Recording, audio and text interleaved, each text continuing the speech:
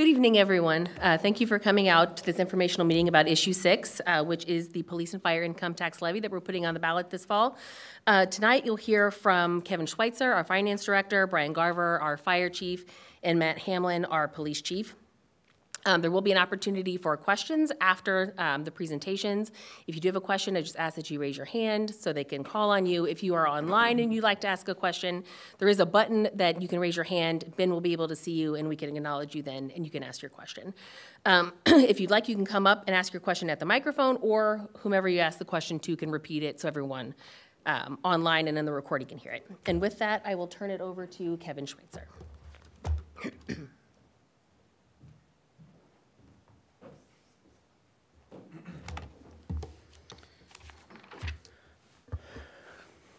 Okay, so I'm just going to start out going over our expenses, our fund balances, our revenues, where we're at right now, just to give you how we came to proposing this income tax levy. Looking at general fund and police departments here, you can see both departments are heavily personnel cost. I mean, the police more than the general fund. The general fund has more of the property insurance, IT, utilities, contract services that we have, so their operations are a little higher than the police. But the police, you know, it's 81% personnel. It is a 24/7 department, so, you know, there's someone always here and there's vehicles always running. So that's, you know, it's a service organization and that's what we're providing as a service, so the cost is the people. And looking at the fire, you'll see that they're 86% personnel. Again, that's where our costs are. It's the people. You do have some operations, you know, for maintenance and fuel and things like that. Looking at the fire department, for a full-time firefighter with their salaries, benefits, training, uniforms, you're looking at a cost of $129,000. For the police, it's slightly a little higher. It's about $133,000 per officer. And then with the service department, it still favors personnel, but their operations, they got more of the, since they're taking care of the roads, they got salt, asphalt, catch basins, some bigger cost things. I mean, salt and asphalt are huge expenses. So you'll see they have higher operations there. The big thing with the police, fire service, and then debt service in Meadowbrook is they do not bring in enough revenue to cover their expenses. So we have to make transfers from the general fund. The general fund's the only fund that we can transfer monies out of into another fund. So we have to utilize that fund quite a bit. And as you can see, since 2017, basically each year it's increasing. For 2024, we've got $3.4 million budgeted in transfers. The police are the highest, the fire and EMS are next, and then service. Debt service, that's where our bond payments are. We have some for roads and some of the Commerce Park that we had purchased that's now Caterpillar. So we do have bonds we're making payments on. That's the debt service fund. And then Meadowbrook, last year was $180,000 that we had to transfer. So the good news with Meadowbrook is through last month, it is actually showing a profit, if I get to it. So through September, it was we had a net income of $47,700. Compared to last year, it was a loss of $94,000, so a $130,000 swing there. So we did take over some of the, got rid of the preferred caterer that some people didn't like, and so you can bring your own caterer now. So our rentals have went up. We've got the liquor license, so we control that, and our golf outings have went up, and we've done some things to maintain the cost. So hopefully we're seeing that. I know a lot of people would say just close Meadowbrook. If we do that, we still have to have insurance on it. We have to have some utilities. But there's also grants that we receive for there that if we don't keep it in operations for 10 years, we have to pay that money back. So there's at least $100,000, $200,000 we'd have to send back to the state in grants. And then, you know, if somebody says to sell it, the the way it's zoned right now, it could be a bunch of apartments, which would be a huge, strain on the city if that whole acreage there is apartments. So there's our reasons why we're not doing that, but like I said, hopefully we've turned the corner and we've got the operations going smoothly now. So, and then talking about the transfers, even if I took all the operating expenses for the police, fires, and service, took all their, the fuel, maintenance, supplies, got rid of those, I would still need transfers from the general fund to cover their expenses. So trying to cut costs as much as we can, but even if we cut everything, we still would need money from the general funds to support these departments. So that's why, we came to you looking for some more support. Back when we did the budget for this year, we were looking at ending 24 at $2 million. Next year we'd be at 602,000, and then in 26 we will be negative if things still go as far as revenues, expenditure trends. One thing is with the proposed income tax levy, it is not going to be starting collecting until January 1st of 26. So that's when we were estimating we need the money. So we're not trying to collect more than what we're forecasting. It also gives residents time to, if we've had that 50% credit, so a lot of people had their employers take out a courtesy withholding for the 0.75 or whatever percentage they had to have extra withheld. This gives them time to get that taken care of, and their payroll department get it out there so they don't have to pay it.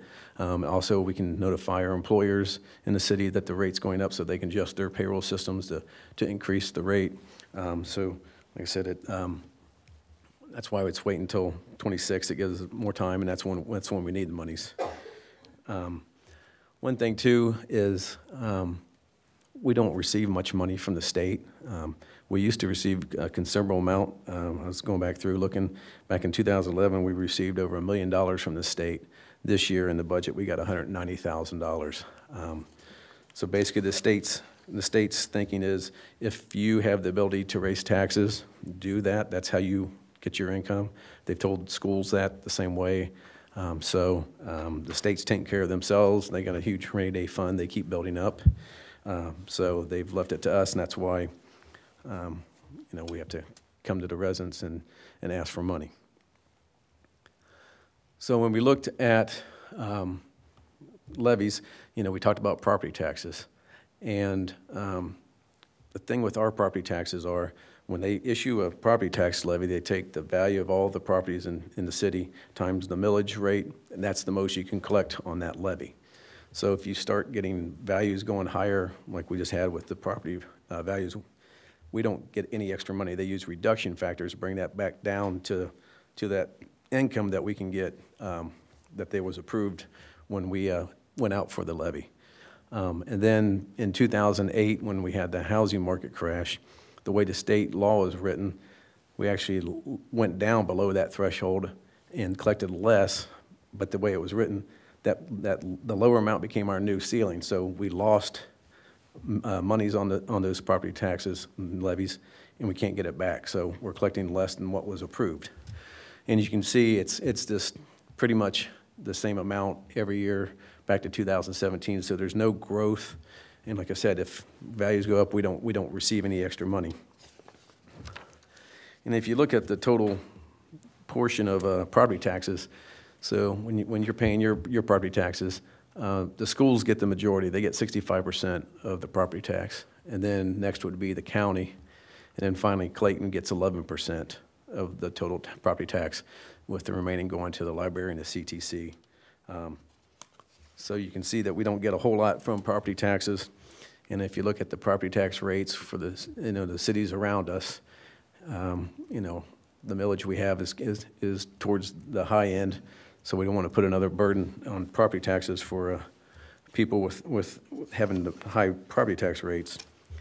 Then looking at the flip side on income tax rates, we're towards the bottom with Union and Tip City, except for we have the 50% credit, and so does Springfield. So with this levy, proposed levy, the 100% credit will be coming back. So what that means is, say you work in Dayton, you're paying 2.5% to them. Currently, you still owe 0.75 because you're only getting 50% credit for 1.5 of Clayton's tax. So in total, you're paying 3.25% income tax. With the 100% credit, you'll get credit for 2.5 paid in Dayton. Clayton's is 2.5. You won't owe anything. Looking at the data we got from the Central Collection Agency, who does our income tax processing, it looks like 60 to 70% of our residents are going to benefit from the credit coming back to 100%. And basically, we're trying to put more of the reliance of this onto the employees in the city and less of the residents. Clayton is what we call a bedroom community. We have a lot of houses. We don't have a lot of industry, retail. You know, there's Huber, Englewood, and now Union going across the river. They're starting to get, you know, they got a lot of a base to collect income taxes from workers, and we don't. So that's kind of a catch-22 we're in. You know, it's a nice community with a lot of houses and families, but we don't have the base of the taxes for businesses to help us support that. So another thing with the 100% credit coming back, currently the way with CCA does it online, that we can't e-file because the 50% credit, they haven't figured out how to work that in their system.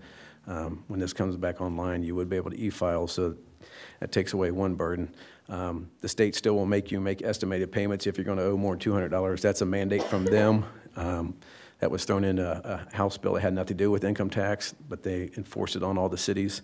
So I know a lot of people didn't know about it. We didn't know about it until somebody was reading the bill and said, what's this in here for? So I do get a lot of calls about that because people don't make estimated payments and they get a penalty interest. So I work with the residents. I waive it for the first time so they're aware of it, so they know that now they have to make estimated payments. I just think the state's trying to set things up so they can take over all the income tax collection. They want cash flow instead of waiting until April to get their money. They want it throughout the year. So, so I do work with residents, but that will still exist, estimated payments, but the 100% credit, I think, is going to help a lot of people. So this kind of chart here is like, you know, if you pick, you know, Brookville's at 2%. So, you know, right now, if you worked in Brookville, you're paying 2%, plus you owe 0.75 to Clayton, so you're paying 2.75. But if the levy passes, you know, you would pay 2% plus an additional 0.5 for Clayton, so you're saving 0.25%. And it does work other ways. If you know, if you're working in a city, it's, you know, if you work in Union, you're paying 1.5. You know, it'll go up instead of 2.25. You're going to be paying a total of 2.5. So it's going the other way, a 0.25% increase for you. So it is individual. Each individual homeowner or resident is going to have to figure out how it works. I mean, they can call here, and I can go over it with them if they have questions how it's going to affect them. We've tried to put a spreadsheet online, but it keeps getting glitches. But I'm here so they can call and talk to me, and I can let them know how it's personally going to affect them. So I want to make that available to everybody. So like I said, this is an income tax. It's not a property tax. So what it taxes is earned income. So it's salary, wages, commissions. It does not tax military pay, unemployment, Social Security, retirement income, investment income, kids under 18. We don't tax that. It's the same thing we're taxing now, just increasing it 1%. So what we're doing now is the current levy is we got 1% basically goes to general fund, 0.5 is going to the capital improvement project fund, and that's it. So what we're doing now is saying the 1.5% will go to the general fund, 0.5 will go to the police fund, and 0.5 will go to the fire fund. And the police and fires are specific restricted funds. They can only be used for police activities, fire activities. Like I said before, the general fund's the only one I can transfer monies out of into another fund. So I can't take money out of the police fund and put it somewhere else. It has to stay in the police fund. So what it does is with this, you know, we have the monies in there for the police and fire to help fund that. but then we have the 1.5 going to the general fund, and we can transfer that to the CIP, the construction and improvement projects, and we can transfer it to the debt service still. So it gives us more flexibility to do that. And again, the 100% credit will be restored, and it's actually in the ballot language that the credit cannot be reduced without voter approval. So that's actually in the ballot language, and it cannot change. The last thing I want to share is all our financial information is available on our website, or you can call me. I can email it to you, or I can print you a copy. We utilize the Ohio checkbook, so that's through the state treasurer's office. You can go look and drill down and look at every check, every expense we make, and see what we're spending our money on. Our budget is out there. We send our budget out to the Government Finance Officers Association. We do a bigger budget than we're required. It's got more detail in there. It gives you more graphs, more explanations of what's going on, what we're dealing with. So we do that, and we receive we get an award if you meet all the criteria, and we've done that since I've been here, starting back in 2007. And then our financial statements are audited every year, so we have auditors come in. They make sure that all the expenses are a proper public purpose. If they think the waste is going on, they can request performance reviews to be done. We've always had a clean audit. Like I said, our financial statements are out there on the website, so you can look at that. Again, it's governmental accounting, so I had one lady told me how dry it was, but that's to be expected. But if you have questions, like I said, call me. I have all the information. Even though it seems like a lot of people on Facebook think they know the numbers and answers, just call me or go to our website and get the information. If you have questions, stop in, call, whatever. Like I said, get it from me to make sure you're informed. And I'll give you, if you want copies of reports, whatever, those are available. But just reach out to us. So, you guys have any questions? Yeah, I have a question about the fall newsletter you guys sent out. Mm-hmm. Just really some clarification on the bar chart and the transfers role. So he's asking about our fall newsletter that went out and talking about transfers on the bar chart. So I think this is the information it's based off of. Just clarification. Yeah. In this bar chart, there's a general. Now, is that a surplus funds or those really expenses? It says the general fund. Here, let me.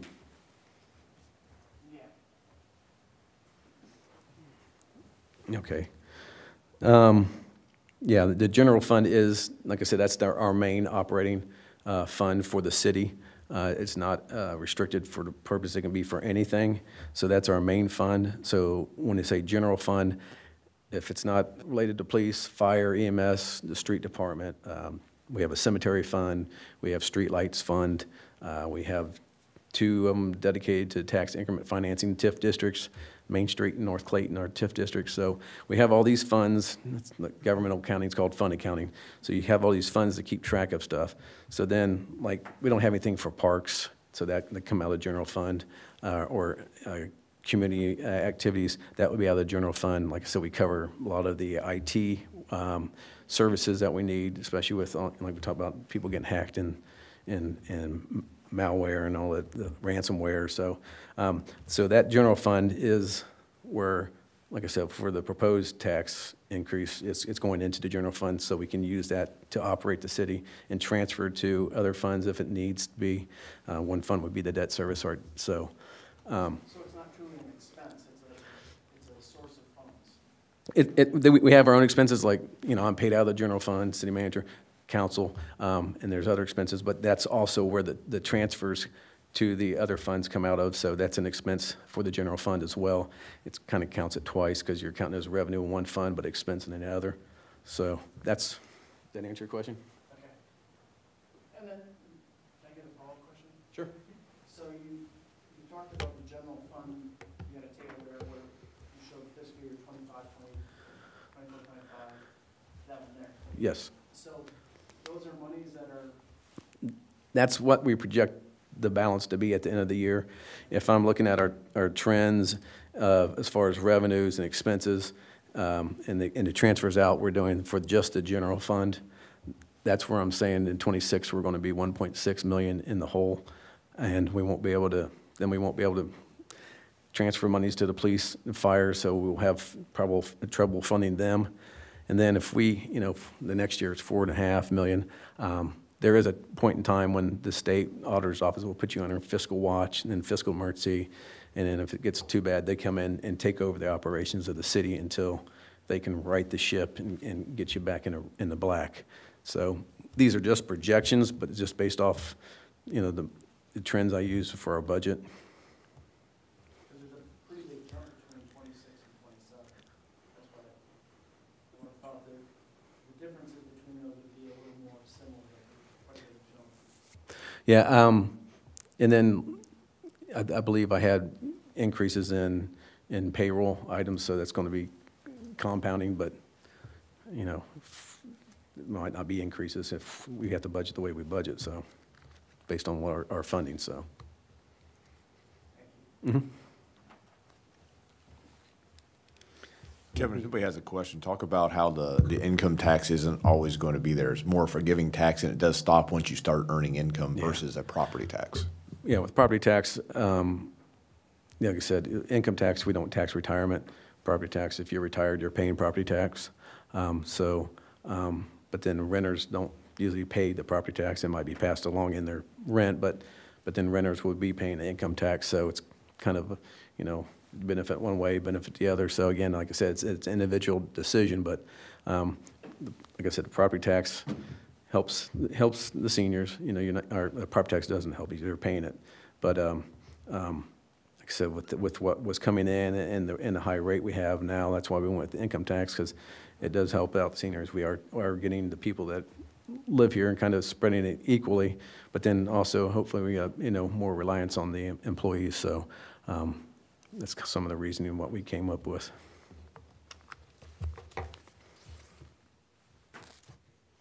Who's next?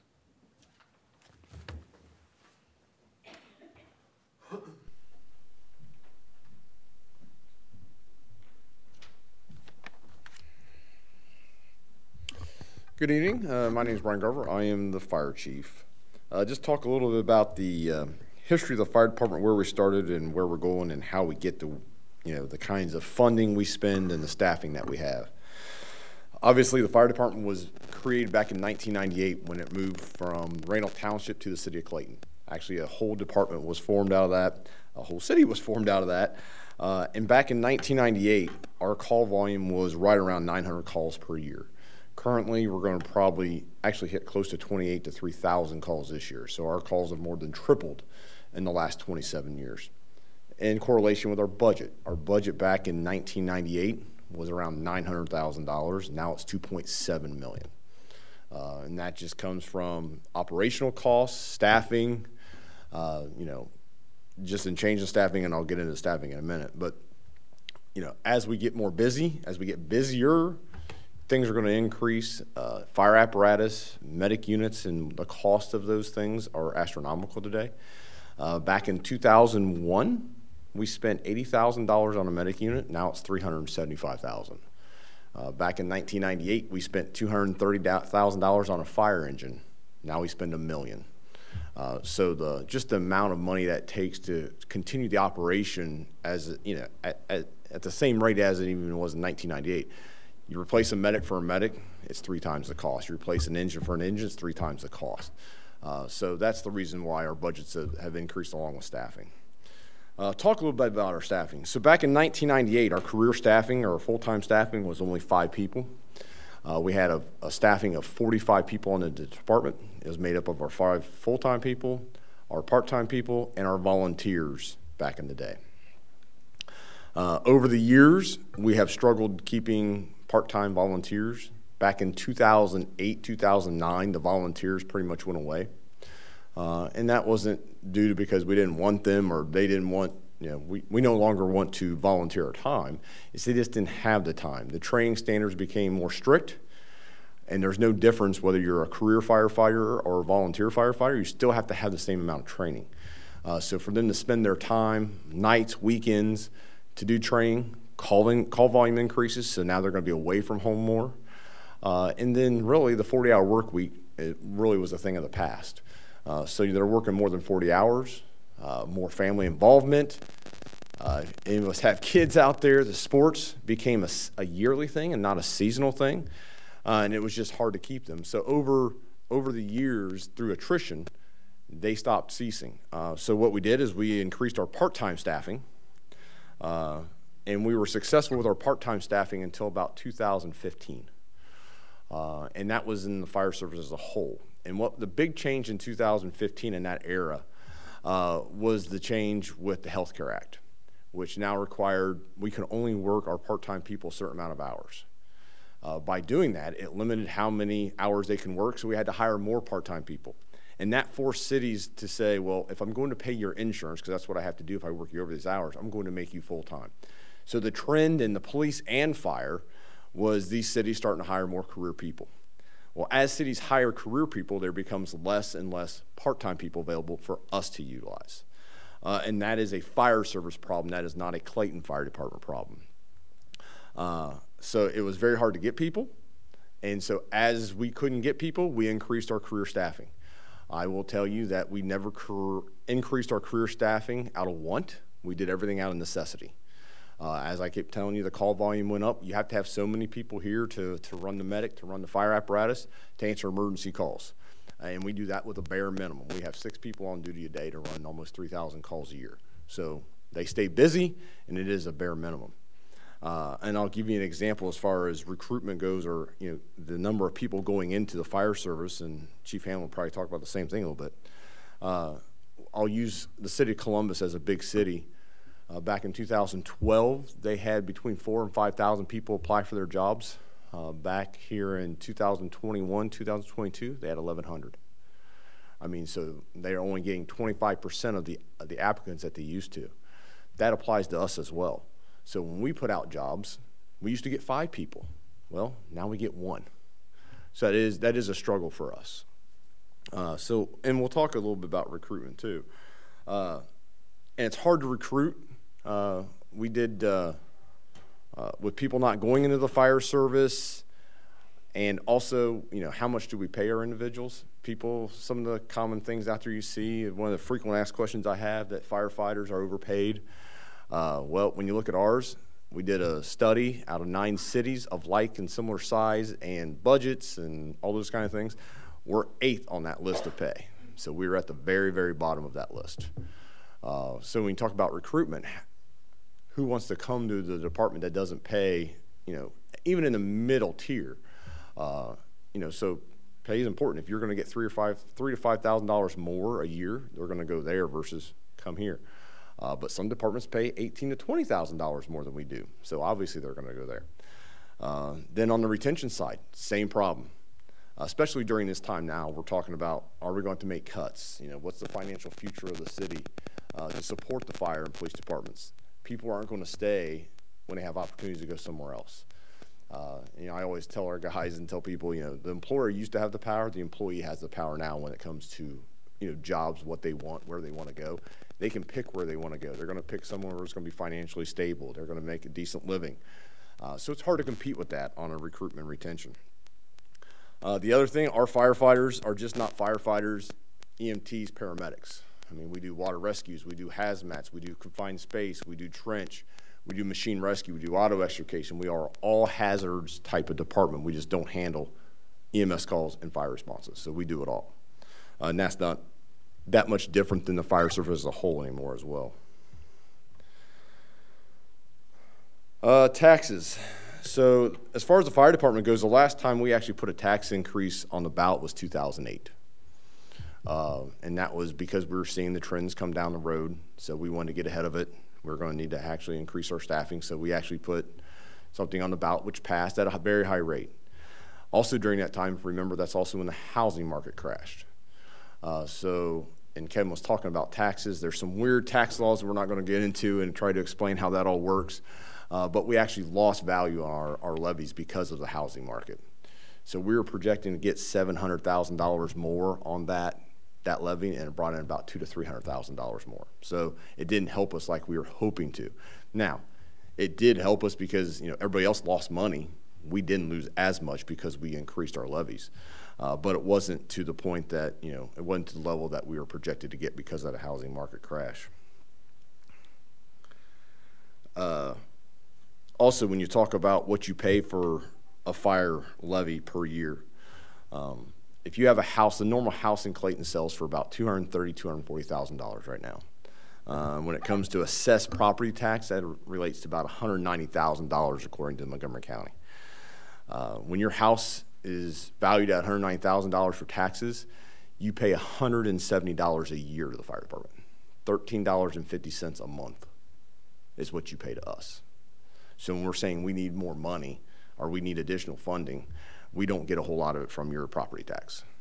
So people are shocked about that. Even if you go to a $500,000 home, you're paying $340 a year to the fire department. I would guess that if you have a family plan on a cell phone plan, I know it's more than $170 a month. But that's what you pay to us in a year. I think you get a good bargain for what you're paying in your taxes. ISO rating. So ISO rating is an insurance officer rating, and that's how fire departments are graded across the country in purposes of creating what your homeowner insurance cost is going to be as it relates to fire. In 1998, we were a 5. Currently, we are at a 2. So we have improved over the last 25 years, 3 different levels. From being now we're in the top 5 of fire departments in the country when it refers to grading. That is due to a magnitude of things. It's due to staffing, it's due to policies, it's due to training, it's due to just how we operate, our response times. All that goes into our rating. And why do I bring that up? So if we continue to cut within the city and the fire department makes cuts, we're going to lessen our staffing, lessen our training, lessen our ability to respond appropriately. We're not going to have the bandwidth and the people to actually continue to grow the department and do policies the way we should to keep up with the services. That's going to increase your property taxes, or that's going to increase your property insurance. And we actually had somebody call, it's been several months ago, their insurance made a mistake and they were shocked at what the mistake was going to be. They went from a 2, actually they were at a 3, which they should have been at 2. They went from a 3 to a 9 as a mistake, and it cost them $2,200. So if we actually go from a 2 where we're at to a 5, they're estimating about $1,300 more a year annually for your property insurance. So when we're talking about the typical salary in the city of Clayton is right between $60,000 and $65,000. If you would have to pay this entire 1% tax at $600 a year, your property insurance is still going to go above that. So we're trying to save money for the city. We're trying to put our residents in the best position financially to get the same services, and you will actually pay more if this thing does not pass. Eventually, it will continue to rise, and that's not what we're looking for. Another thing we just instituted, we have always been what we call for medical billing. We've always been a soft billing organization, which means we were never looking for money from our residents when we took them to when we transported them to the hospital. We just wanted what the insurance provided. Since this hasn't passed the last 2 times we put this out, and we were very upfront about that if it doesn't pass, this is what we were going to do. We instituted hard billing this year, which means that anything that your insurance doesn't pay, we will charge the resident for. So we've contracted with the Ohio Attorney General's office, and they are doing our collections, which they have started doing. And that means basically we charge about $1,000 for a typical advanced life support, transport to the hospital.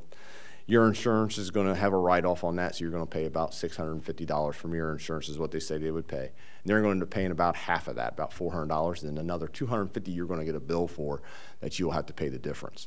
If you don't pay that within 90 days, they're going to send you 2 or 3 bills. Then it gets put to the Attorney General's office, and then they're going to actually put it on your federal taxes and your state taxes. So if you get a federal or state tax return, they're going to deduct that money until they make us whole. We write off close to $1 million a year in EMS revenue. And that was because We didn't think the taxpayer should have to do that. That has now changed. We need some way to increase our revenue. Obviously, we can't capture the whole $1 million because there's things with write-offs with insurance companies, what's agreed, what's not to. But we could get possibly about $150,000 out of that. So that's what we're trying to do. It's a stopgap measure for now. If the tax does pass, we will do away with hard billing and we'll go back to our soft billing process and procedures that we've used in the past. The budget for 2024. Some people out there, and we're even seeing it when we actually walk and talk to our residents about the levy, we haven't seen much change in the fire department, and we're talking about budget cuts. Actually, in 2024, we actually cut close to 9% out of our budget. We cut close to $150,000 out of personnel. We did not replace a battalion chief. We did not replace some other part-time individuals. We cut operational costs by about $50,000. We delayed a medic purchase of $350,000. Eventually, all those things are going to catch up. We got multiple people in the department doing multiple jobs. That's only going to last for so long. Eventually, they're going to say enough's enough, and they're going to move on to other departments. And then I have serious concerns about our future of the department as a whole. So we did make budget cuts in it. We are operating much differently than we did before. You're still getting emergency responses. You're still getting the same quality care when we arrive, those type of things. But internally, administratively, how we function is been very much a challenge for 2024. Maintaining our status with the Clayton, Inglewood, and Union Fire Department Collaborative. About 5 years ago, the 3 cities joined up fire departments, and we created the Clayton, Inglewood, and Union Fire Department Collaborative. What that means is all 3 cities' fire departments work as one. Clayton is so cut up and so widespread. We were going through 2 and 3 cities to get the calls for emergencies and crossing or passing 3 different fire stations. That's not what's best for our community, and we all were doing that in this area. So we took the motto that you're going to get the closest, most appropriate piece of fire or EMS apparatus to your call. So that took all of us coming together and joining a department and forming this collaborative. That has reduced our response times, but you're down to around 4 minutes for a response time. So if you call for a piece of fire apparatus or a medic, you're going to get that most likely in right around 4 minutes, which is you're going to be very hard pressed to find a better response time in our area or in the state for that kind of response. Also, if we show up to your house on a fire, unfortunately, hopefully that never happens, but to run a fire, it takes about 15 to 17 people just to run a standard fire. We have 6 people on duty, so obviously there's no way we can do that on our own. And we are putting 15 to 17 people on the fire from the fire department collaborative within 4 to 8 minutes, which is outstanding.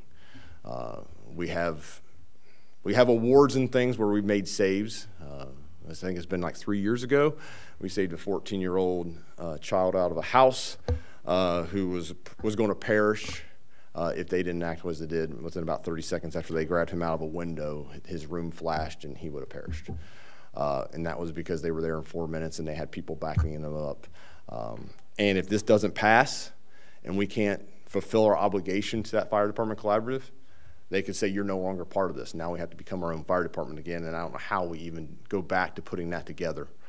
We used to run 2 stations with 7 people. Now we're at 6. We actually reduced staffing when we actually closed the firehouse and redirected people here. We've actually saved money even on that side of it. From the fire department collaborative, what are the advantages of the fire department collaborative? I said it, response times, getting enough people on the scene to handle your emergency. Since 2021, Clayton has saved over $2.5 million because of the collaborative. So we are already saving money by doing this. Undoing it would be a financial burden that we cannot sustain or even start to figure out how we accomplish that. So, this has to pass for us to make sure we stay within that fire department collaborative. Some frequently asked questions that we have from people. The collaborative was supposed to save us money, or the collaborative, do you really need the same amount of people if you're with a collaborative? Well, as I said, we used to have 7 people, now we have 6. So we did reduce our staffing. We are part of the collaborative. The call volume did not go down because we joined the collaborative. We just joined all of our call volume together, and we do close to 8,000 calls here in the Northmont area on an annual basis. So it's not like we could reduce the amount of people we have. We still take the same amount of calls as we used to. We're just doing it with other people, whoever's closest. And so we reduced it by one, which is great because we did save money in those first couple of years because of that. But you still need the same amount of equipment, people to do that. It was just about response times. When I say we need similarly some of the same equipment. Back in the day, we had 3 ladder trucks for Northmont, for the whole Northmont area. Now we have 1. So that's how we're saving money. We used to have X amount. We had 11 medic units. Now we have 7. So we have saved money. When I say how we saved $2.5 million, some of that was through capital improvement. Some of that's through personnel savings, operational costs, how we share. We have buying power, all different kinds of things, how we collaborate to save money. So that's a good thing. Some things we've seen out there, even grocery store. We do not, taxpayer money does not go towards food for firefighters when they work. And that is not a thing. Yes, you see them at the store.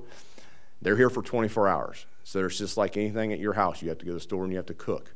They do the same thing. They get here in the day, they go to the store, buy the food with their own money, and come back and cook in the firehouse. So it's not something, they have been stopped numerous times asking if the city pays for their food. No, they pay for their own food. Another thing we've seen out there, the fire department recently purchased 2 staff cars. They were due to get 1 staff car. We replace our staff vehicles about every 10 years. So we actually get good length out of them, and then we actually move them down to not a frontline piece, but a second piece of apparatus, and the one we currently have is 17 years old. It's getting ready to get replaced. So we were due to purchase 1. We ended up buying 2. And some of the people asked, why did we do that? Because they say, you got rid of a car that was only 3 or 4 years old. Actually, we didn't get rid of it. The police department was struggling getting vehicles. They went without vehicles for 2 years. The fire department actually had a vehicle they could use in the police department. So we gave them that vehicle since it was still in good shape, low miles, and we took the money that we were going to buy a police cruiser with and bought another vehicle. So it wasn't, we were just giving away vehicles. We're trying, in the city, whether it's fire, police, service, admin, it doesn't matter. We have to work together to do what's best for the entire community and the budget. This is what we're going to spend. We're not spending it on the police, we're going to spend it on the fire, but they're going to get a vehicle out of it just to help prolong until they can start to get vehicles again. And it wasn't because of money, it was because they just can't get vehicles. Since COVID, vehicles have been in trouble for all police departments getting, cruisers in. So that was why you see some new vehicles in the fire department. It wasn't because we're just out spending money, 1 new vehicle. We strategically move vehicles around to make sure the operation works and be fiscally responsible with the money from the city. So with all that, I'll take any questions you may have. We good, Ben? Okay. Thank you.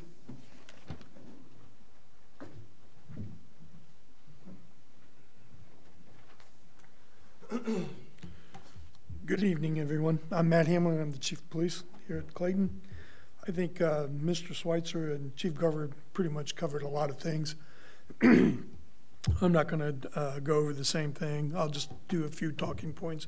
Try to keep it brief. So my budget in the police department is about $2.3 million. I get about $1 million from a levy that's permanent, and the other money comes out of that general fund you were asking about.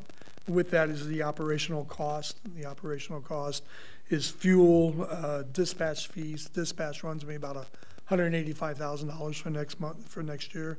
My fuel cost is about $75,000. Out of that operational cost, obviously I have to pay for heat, electric, stuff like that. Also equipment, vests for the officers, vehicles. When we buy our vehicles, it costs about $65,000 to put a vehicle on the street. $47,000 about that is about the cost, but the rest is the equipment. We save money we literally take everything in a car and move it right into the new car to save cost, and then those cars get recycled down.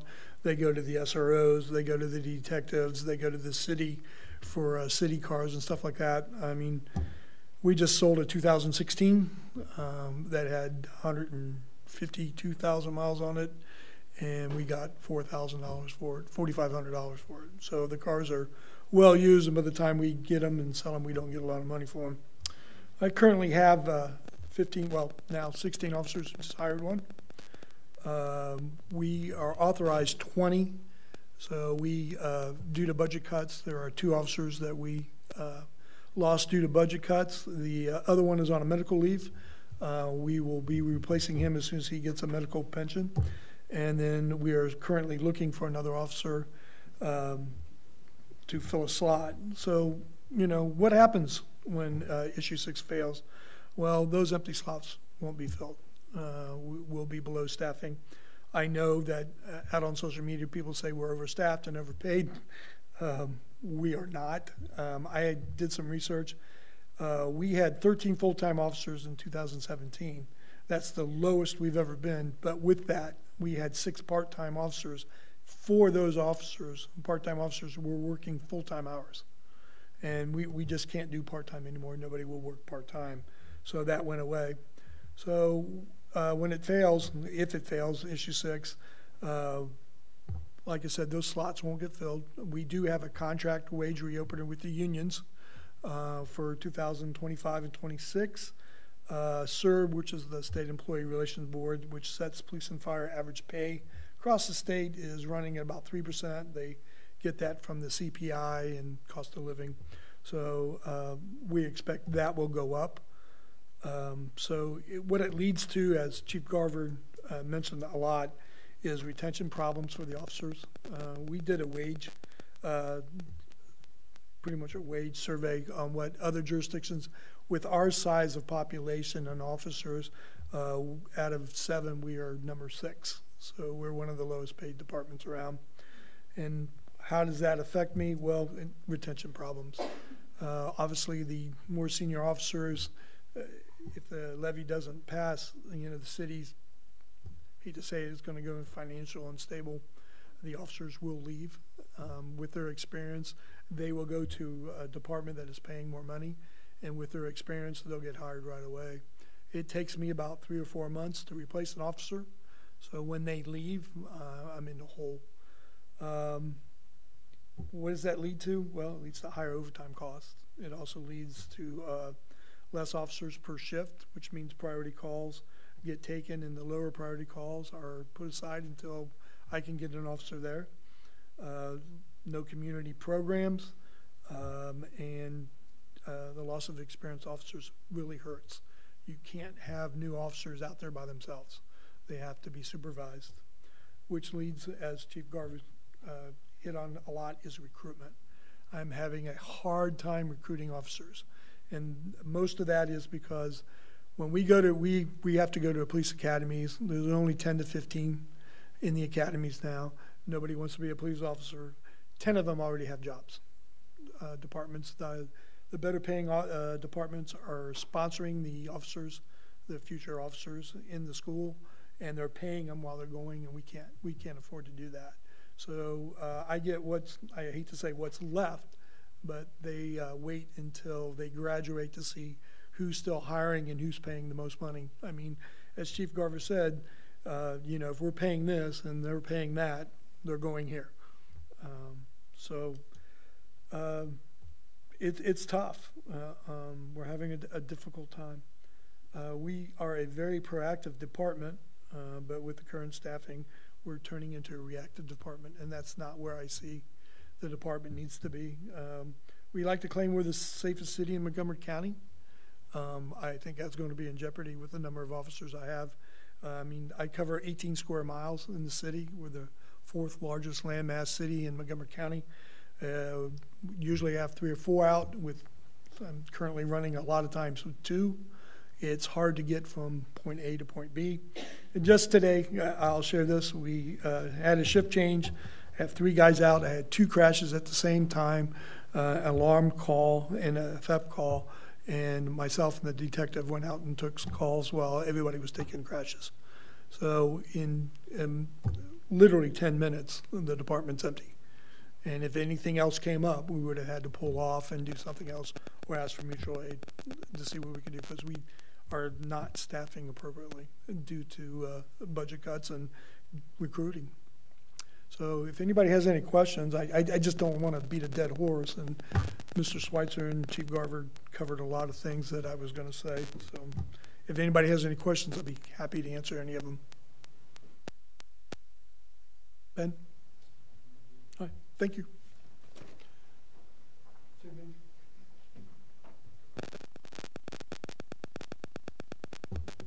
Well, I appreciate everyone taking time to come out this evening, and everyone who attended online. Of course, if you do have any further questions, you can definitely give me a call, give any of the chiefs a call, or Kevin.